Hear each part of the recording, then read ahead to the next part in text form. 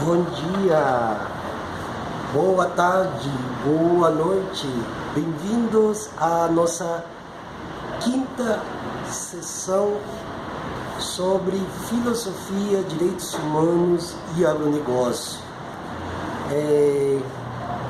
Hoje vamos falar sobre algo bem prático em relação ao agronegócio. Como funciona o homo econômicos e a expansão territorial do agronegócio e o discurso que o promove. Eu me dei um tempo para escrever algo sobre esse tema, que é um tema transcendental, principalmente nesses tempos de pandemia. Aliás, eu estou sem máscara porque não tem ninguém aqui ao meu redor, né? Como a questão fundiária e a questão agrária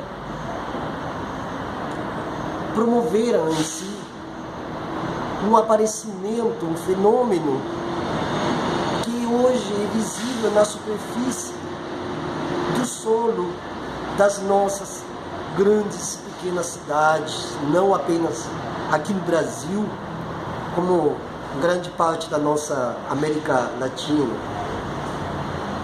E a expansão territorial do agronegócio no Brasil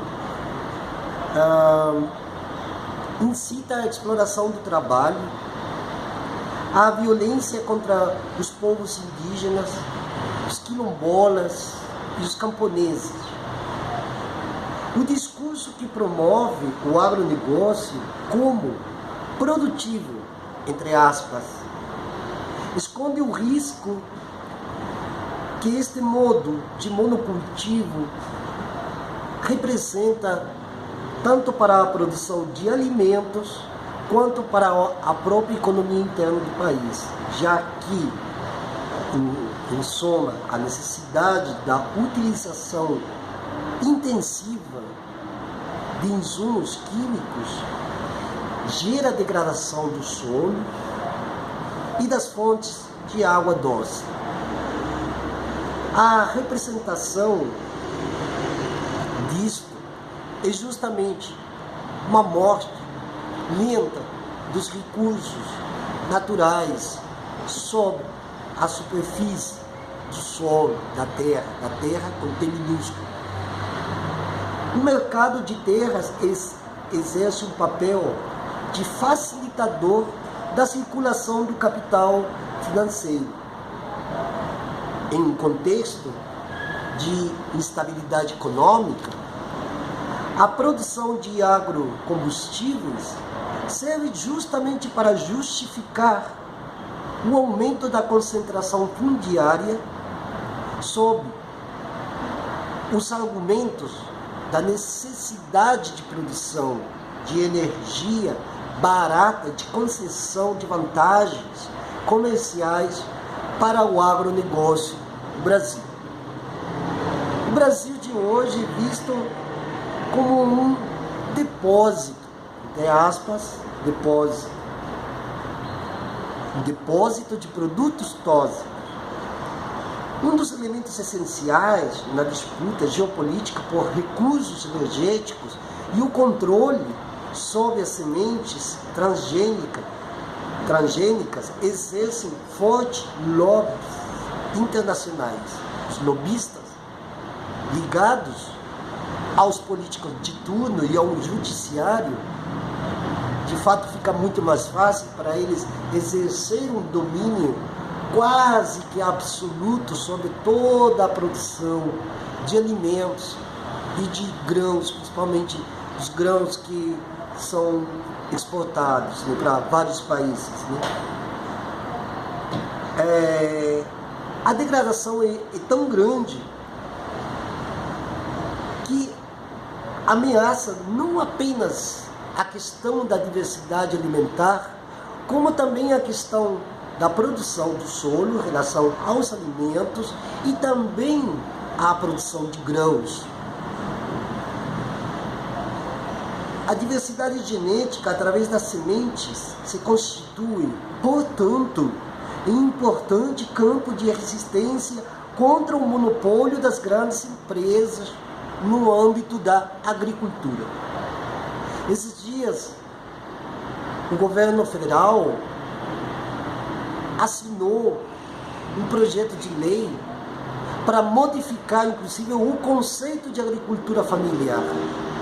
Isso está acontecendo agora, hoje, dia 6 de maio, e essa notícia é muito recente. Então, quando eu estou tocando nesse tema, que tem a ver também com os direitos humanos, estamos tocando também em temas legislativos, ou daquela instância nobre, ou que se autodenomina nobre, em relação à jurisprudência e à legislação. A expansão do agronegócio no Brasil gera queda na produtividade de alimentos. Sua expansão territorial de monocultivos incentiva a repressão e a expropriação de terras e das lavouras alimentares dos pequenos produtores rurais e de povos indígenas. Esse tipo de economia, de agronegócio, tem a ver com o homo econômico. O homo econômicos, para resumir, é um conceito em latim no original, em onde se verte nele todo um conteúdo hedonista que apenas trabalha em cima do conceito de utilitarismo, ou seja, quanto vai me ser útil aquilo que eu vejo, que me dê custo-benefício, quanto eu vou lucrar com isso. Tipo, por exemplo, eu estou aqui fazendo esse vídeo, quanto eu vou lucrar em cima desse vídeo que eu estou fazendo aqui agora, falando sobre agronegócio, falando sobre a questão da expropriação, falando sobre algo não resolvido no Brasil e na América Latina, como é a questão fundiária, a questão agrária, e ainda eu estou pensando por cima como homo econômicos, como um hedonista que procura instrumentalizar de forma racional tudo aquilo que está nas minhas mãos ou que eu observo através dos meus olhos. Como funciona tudo isso aqui? Como funciona essa transformação abominável, se se pode usar uma palavra, de ver a Terra como um recurso para preservação da vida e da vida humana, ao invés de ver ela como uma instrumentalização racional daquilo que eu vejo para meus próprios interesses particulares. As políticas agrícolas do Estado brasileiro priorizam o apoio da expansão de monocultivos. O Estado disponibiliza créditos subsidiados para o agronegócio, através de negociação de títulos do Tesouro Nacional, coisa que também está acontecendo atualmente e que gera ainda muito mais crise econômica do que a própria crise em si em fase da pandemia. Segundo o plano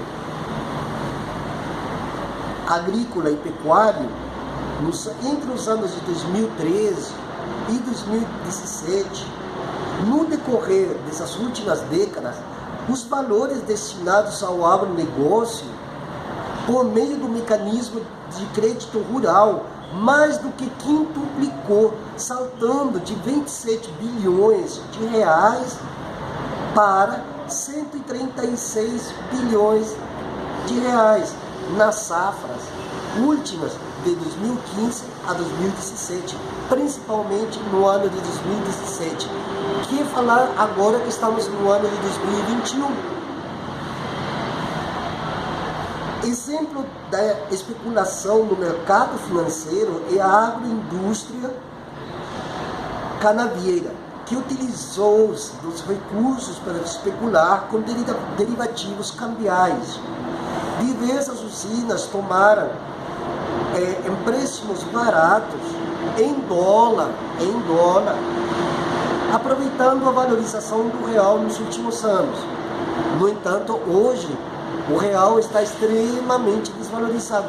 Mesmo assim, os títulos de dívida do Tesouro têm um valor hoje muito maior do que em 2017. E quem está ganhando isso são os grandes proprietários de terras no Brasil. Esse tipo de ações que eu estou comentando, que inclusive faz parte do Homo Econômicos, ele liga diretamente com a questão da expansão territorial que está acontecendo agora também, na qual inclusive os povos originários são os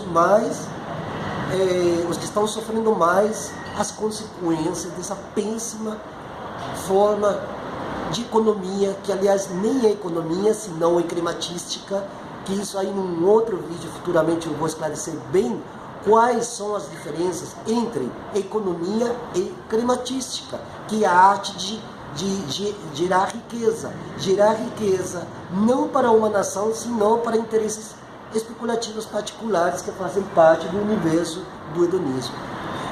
Pessoal, vou parar por aqui nessa quinta sessão para vocês já mais ou menos ligarem os assuntos já comentados nos vídeos anteriores com a parte mais profunda da crise fundiária e agrária que se vive hoje no Brasil em contexto de pandemia. Isso também aqui serve para esclarecer para vocês que vão assistir esse vídeo. De antemão, gratidão, né? Vocês podem comentar, vocês podem curtir, se inscrever no meu canal, apertar o sininho e tal. Essas coisas que todo mundo já sabe, mas eu convido mais vocês para uma reflexão. Será que a Terra com T minúsculo, ela deve ser tratada como um instrumento racional para proporcionar lucros e avanços econômicos só em alguns grupos sociais dentro de uma sociedade estabelecida?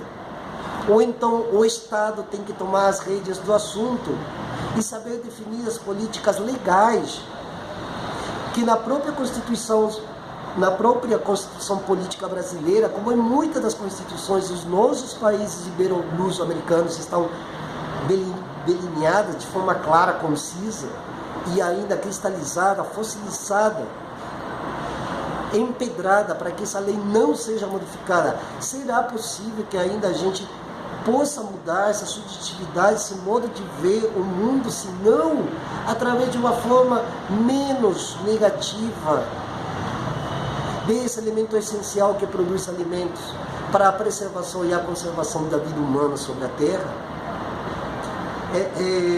Essas são perguntas essenciais para entendermos e fazermos uma autocrítica também. Será que nós somos hedonistas, cada um de nós? Será que eu, olhando para essa câmera, estou querendo me utilizar das mentes, doutrinando-as com conceitos, com coisas que realmente não fazem o menor sentido para muitas das pessoas, porque elas estão pensando na sua própria sobrevivência, e que esse excesso de subjetivação e de individualização do ser trata-se justamente da questão sobrevivencial. Ou seja, eu me individualizo quando eu vejo que os produtos de primeira necessidade estão muito caros, e aí eu tenho que trabalhar o dobro do meu tempo e não posso dar uma atenção ao meu irmão que está do lado, que está com maiores problemas, ou talvez os mesmos do que os meus. Mas eu digo, não, esse é o problema dele. E se o problema dele for igual ao meu, que é falta de alimento no estômago, falta de carência alimentária, um país que um dia fazia parte do mapa da fome voltou a entrar com maior força do que nos anos 80. Será que ainda eu tenho que pensar como pensa o patrão, o dono das grandes expansões territoriais, em nome do hedonismo e do prazer exacerbado, o epicurismo exacerbado dos nossos tempos? Que bem pouco vai me importar se meu vizinho come ou não come, foda-se, a culpa é dele. Será que ainda vamos continuar repetindo esse discurso? Ou um dia vamos parar para refletir sobre o nosso papel, não apenas como votantes, ou pessoas que fazemos opiniões, comentários, heurísticas e hermenêuticas diante da política de turno que nós estamos vivendo e diante de todo um contexto de estrutura de poder em toda a América Latina, deixo essa reflexão com vocês. Muito obrigado.